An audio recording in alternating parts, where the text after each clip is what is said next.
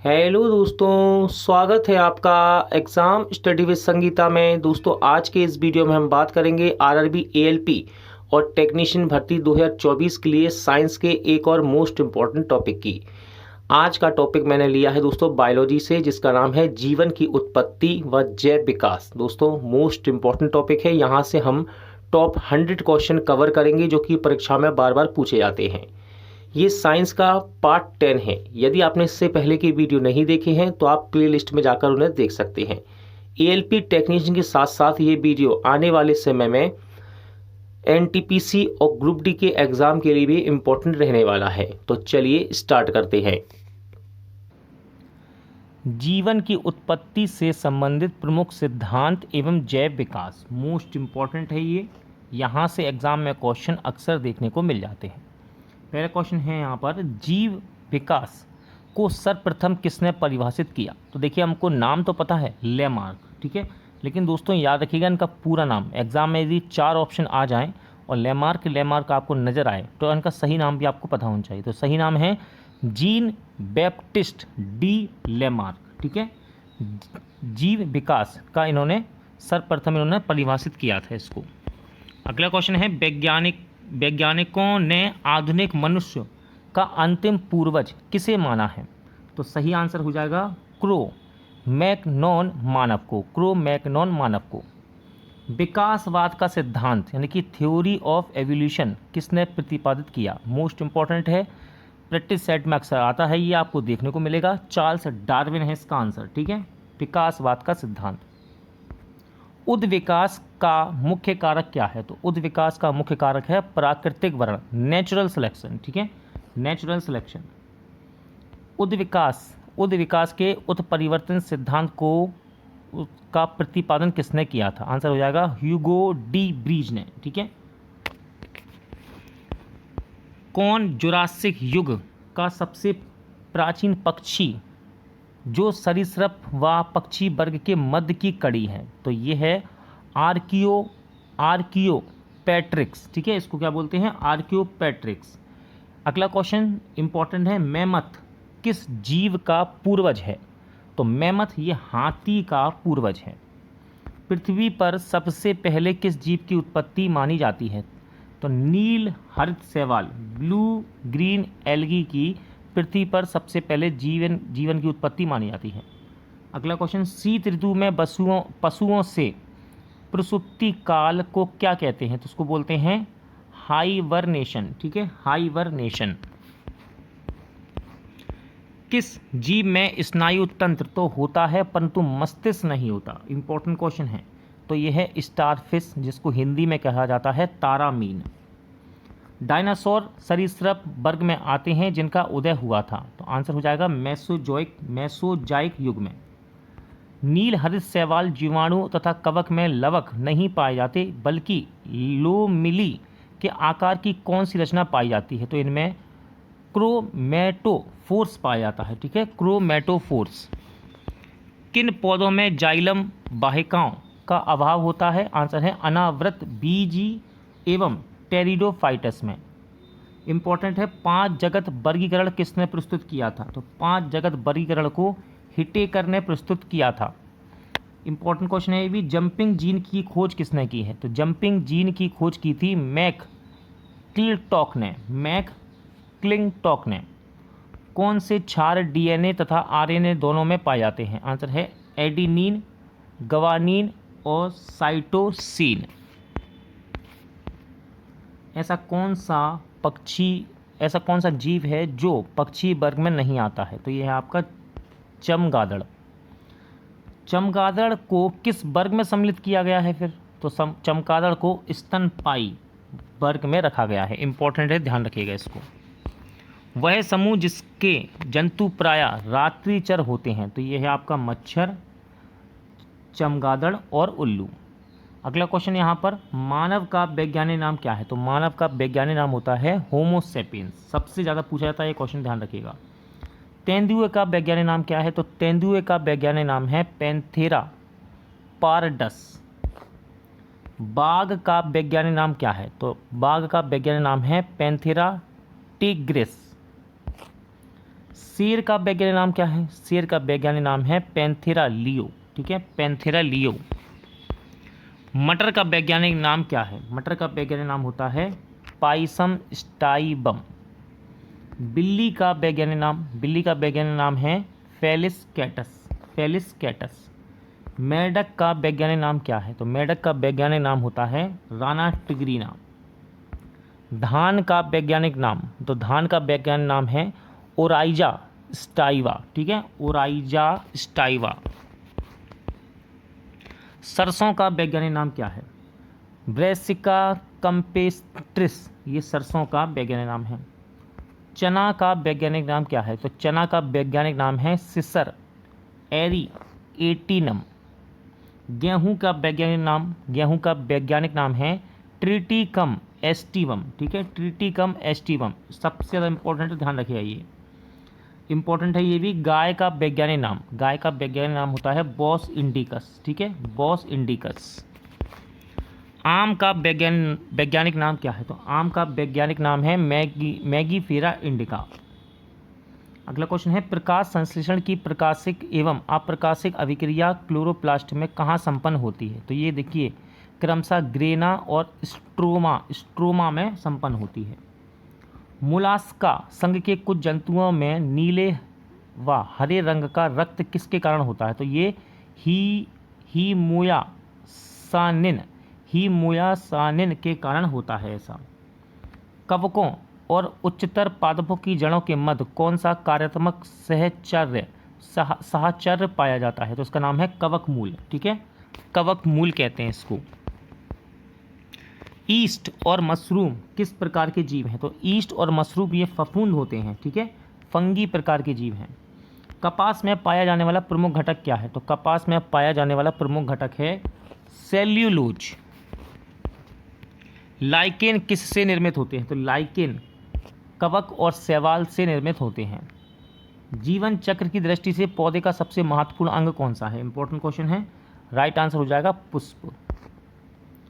Chlorophyll के निर्माण में कौन सा तत्व महत्वपूर्ण नहीं है? महत्वपूर्ण है, तो ये है मैग्नीशियम, ठीक है, Mg, मैग्नीशियम। अधिकांश कीट किसके द्वारा श्वसन करते हैं? तो अधिकांश कीट वातक तंत्र के द्वारा श्वसन करते हैं।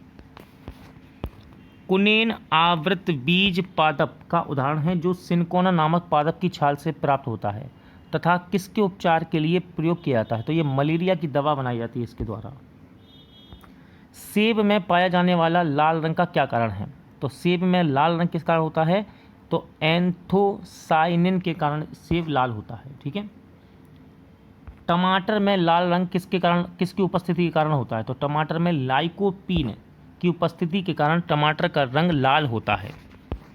सहतूत के फल का वैज्ञानिक नाम क्या है? तो सहतूत के फल का वैज्ञानिक नाम है सोरोसिस, ठीक है, सोरोसिस। सर्पों की विष ग्रंथि किस अंग के समान है? तो ये कशेरुकी प्राणियों की लार ग्रंथियों के समान होती है। निपेथिस खासियान नामक पौधा मुख्यतः भारत के किस राज्य में पाया जाता है? तो ये मेघालय में मिलता है, ठीक है, इसको पिचर प्लांट भी कहते हैं। चट्टानों पर उगने वाले पादप क्या कहलाते हैं? तो सैलोदभिद कहा जाता है चट्टानों पर उगने वाले पादप को। कौन सा प्राणी अपनी आंत में जल का संग्रह करता है? तो ये है आपका ऊंट। सबसे बड़ा अकशेरुकी जीव कौन सा है? सही आंसर है कोलोसल स्क्वैड। लीची के फल को किस शाखा के अंतर्गत रखा जाता है? तो लीची के फल को एक बीजी बेरी के अंतर्गत रखा जाता है। हल्दी पौधे के किस भाग से प्राप्त होती है? इंपॉर्टेंट क्वेश्चन है, हल्दी पौधे के तने से प्राप्त होती है। लाल मिर्च किसकी उपस्थिति के कारण तीखी होती है? तो कैप्सेसिन के कारण लाल मिर्च तीखी होती है। सबसे बड़ा स्तनपायी जीव कौन सा है? आंसर हो जाएगा व्हेल। रेशम का कीड़ा अपने जीवन काल की किस अवस्था में वाणिज्यिक तंतु उत्पन्न करता है? इंपॉर्टेंट क्वेश्चन है, तो यह अवस्था है प्यूपा। गर्म रुधिर वाले समतापी जंतुओं के शरीर का तापमान कितना होता है? तो ये सदैव एक समान रहता है इनका तापमान। समुद्री घोड़ा किस प्रकार के जीव का उदाहरण है? तो समुद्री घोड़ा ये मछली का उदाहरण है, ठीक है, ध्यान रखिएगा। वह कौन सा स्तनपायी है जो अंडे देता है बच्चे नहीं? इंपॉर्टेंट क्वेश्चन है। आंसर है एकिडना। मानव शरीर में पाई जाने वाली सबसे छोटी कोशिका कौन सी है? आंसर है शुक्राणु। सील किस वर्ग के प्राणी हैं? तो सील स्तनपायी होते हैं। कॉर्क किस पेड़ से प्राप्त होता है? तो कॉर्क कोएर्कस से प्राप्त होता है। डॉल्फिन किस वर्ग में आते हैं? डॉल्फिन ये भी स्तनपायी होते हैं, ठीक है, सील की तरह। अफीम अथवा मॉर्फिन किस पौधे के अधपके फल से प्राप्त होती है? तो ये पोस्ते के पौधे से प्राप्त किया जाता है। गन्ने के रोपण में उसके किस भाग का प्रयोग किया जाता है? सही आंसर है तना। लहसुन की गंध का क्या कारण है? तो लहसुन में जो गंध आती है वो सल्फर के यौगिक की उपस्थिति के कारण आती है। शुष्क जलवायु में अनुकूलित पेड़ पौधों को क्या कहते हैं? आंसर है मरुद्भिद। अधिपादप अन्य पौधों पर क्यों निर्भर रहते हैं? राइट आंसर है यांत्रिकी सहारे के लिए। किस लिए? यांत्रिकी सहारे के लिए। टीक और माइट किस जीव के वंश से संबंधित हैं? तो टीक और माइट ये मकड़ी वंश से संबंधित हैं। जुगनू की चमक किस एंजाइम के कारण होती है? इंपॉर्टेंट क्वेश्चन है। जुगनू की चमक ल्यूसीफेरस एंजाइम के कारण होती है। इंपॉर्टेंट है ये क्वेश्चन। सन हेम्प रेसे किस से प्राप्त किए जाते हैं? आंसर है फ्लोएम से, ठीक है, फ्लोएम से। लैग हीमोग्लोबिन किस में पाई जाती है? तो लैग हीमोग्लोबिन लेग्यूम मूल ग्रंथियों में पाई जाती है। इंपॉर्टेंट क्वेश्चन है। डार्विन की पुस्तक on the origin of species कब प्रकाशित हुई थी? तो ये 1859 में प्रकाशित की गई थी। इंपॉर्टेंट बुक है ये डार्विन के द्वारा, ठीक है। जैव विकास के पक्ष में किस स्रोत से प्रत्यक्ष प्रमाण प्राप्त होते हैं? आंसर है जीवाश्मों से।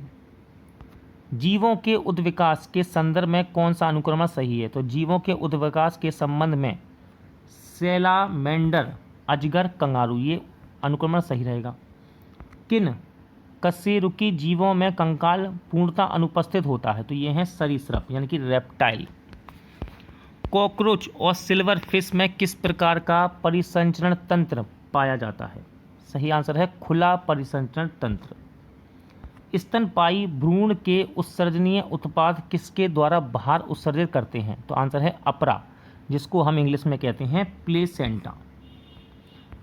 चमगादड़ कैसा प्राणी है? तो चमगादड़ नियत तापी प्राणी होता है। विज्ञान की पैलियोओंटोलॉजी नामक शाखा के अंतर्गत किसका अध्ययन किया जाता है? तो पैलियोओंटोलॉजी, इसमें जीवाश्मों का अध्ययन होता है।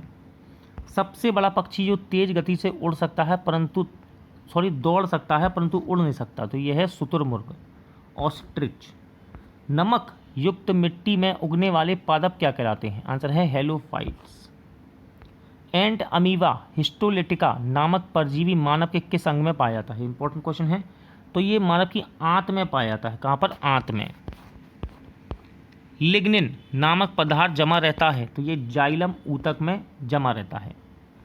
डूबने से हुई मृत्यु का पता लगाने के लिए किस जीव का महत्व है? इंपॉर्टेंट क्वेश्चन है। तो इस जीव का नाम है डाइटम। पपीते का पीला रंग किस कारण होता है? तो पपीता पीला किस लिए होता है? कैरिका जैनेथन की उपस्थिति के कारण। पौधे के किस भाग से हल्दी प्राप्त होती है? तो तना से प्राप्त की जाती है हल्दी, ठीक है, तने से। किस शैवाल से आयोडीन का निर्माण होता है? तो इसका नाम याद रखिएगा, लेमिनेरिया नामक शैवाल, इसको भूरी शैवाल भी कहते हैं। वे जीवाणु जो वायुमंडलीय नाइट्रोजन को नाइट्रोजन के यौगिक में परिवर्तित करते हैं क्या कहलाते हैं? तो उसको बोलते हैं नाइट्रोजन स्थिरीकारी जीवाणु। अधिक नमक वाले अचार में जीवाणु जीवित क्यों नहीं रह पाते? तो याद रखिएगा, क्योंकि ये जीवदृत कुचित होकर मर जाते हैं। कवक कोशिका में संचित होने वाला खाद्य पदार्थ कौन सा है? आंसर है ग्लाइकोजन। तालाबों और कुओं में किस जंतु को छोड़ने से मच्छरों को नियंत्रित करने में मदद मिलती है? तो इसका नाम है गेबूसिया फिश, ठीक है, गेबूसिया फिश। बिस्फेनॉल क्या है? तो खाद्य संवेष्टन सामग्री के विकास के लिए प्रयोग में लाया जाने वाला रसायन है ये। मृदा के प्रयोग के बिना केवल खनिज युक्त सहायता से पौधे उगाने की विधि को क्या कहा जाता है? तो उसको बोलते हैं हाइड्रोपोनिक्स। प्रतिजैविक यानी कि एंटीबायोटिक्स मुख्यतः किससे प्राप्त किए जाते हैं? तो एंटीबायोटिक्स ये जीवाणुओं से प्राप्त होते हैं। ईस्ट कोशिका में कौन सा मुख्य विकार उपस्थित होता है? आंसर है जाइमेस। जब एक ही जीन दो या दो से अधिक भिन्न भिन्न लक्षणों को एक साथ नियंत्रित करती है तो इसे क्या कहा जाता है? तो उसको बोलते हैं बहुप्रभाविता का नियम। क्यूनिन अथवा कुनेन किसकी छाल से प्राप्त होता है? तो सिनकोना वृक्ष की छाल से प्राप्त होता है ये। इससे मलेरिया की दवा बनाई जाती है। मेंडल ने अपने वंशागति नियमों को प्रतिपादित करने के में किस पौधे का प्रयोग किया? इंपॉर्टेंट क्वेश्चन है। तो गार्डन पी यानी कि मटर के पौधे का प्रयोग किया। किसे आधुनिक अनुवांशिकी का जनक कहा जाता है? तो ग्रेगर जॉन मेंडल को आधुनिक अनुवांशिकी का जनक कहते हैं। सूखा सहिष्णुता से संबंधित हार्मोन है। आंसर है एब्सिसिक अम्ल। अधिकांश एंजाइम किस ताप पर सर्वाधिक सक्रिय होते हैं? तो 20 से 35 डिग्री सी के मध्य अधिकांश एंजाइम सबसे ज़्यादा सक्रिय होते हैं।